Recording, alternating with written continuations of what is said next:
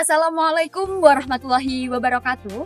Halo semua, perkenalkan saya Stefani Meliana, mahasiswa program studi Pendidikan Bahasa dan Sastra Indonesia dengan NIM 25010130003. Teman-teman, pernahkah suatu pagi kalian terbangun dan langsung meraih ponsel untuk scrolling media sosial? Atau kalian pernah merasakan cemas saat melihat teman-teman kalian bersenang-senang di postingan mereka? Saya rasa semua dari kita pernah merasakan hal tersebut.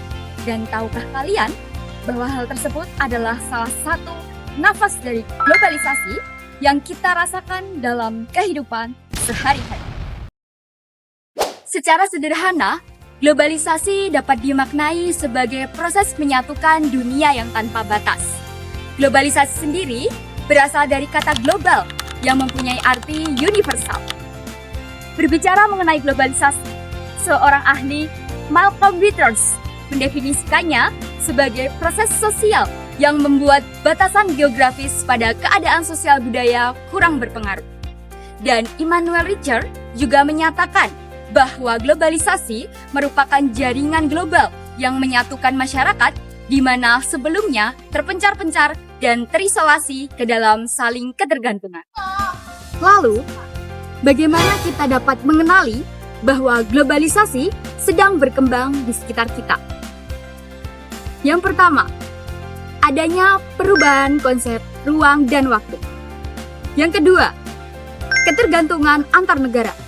Yang ketiga, meningkatnya interaksi budaya melalui media massa seperti musik, film, dan media sosial.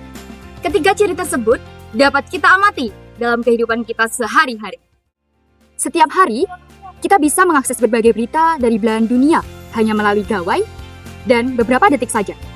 Jika kita menginginkan untuk membeli produk luar negeri, kita dapat membeli tanpa harus berpergian ke negara tujuan. Jika kita ingin menikmati berbagai tayangan, sudah tersedia di platform-platform media sosial. Inilah wujud nyata dari globalisasi dalam bidang perekonomian dan kebudayaan. Keduanya berjalan beriringan dan membentuk pola modern masyarakat saat ini. Namun, di sisi lain, adanya globalisasi tidak selalu membawa dampak positif. Banyak nilai yang mulai luntur karena globalisasi. Seseorang menjadi lebih individualis dan menginginkan apapun secara instan dan cepat. Seperti yang sering kita dengar, istilah dehumanisasi akan muncul di mana manusia mulai dihargai bukan dari kemanusiaannya, tetapi dari teknologi atau sesuatu yang ia punya.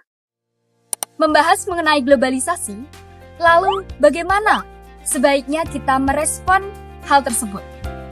Terdapat dua paham yang berseberangan dalam masyarakat.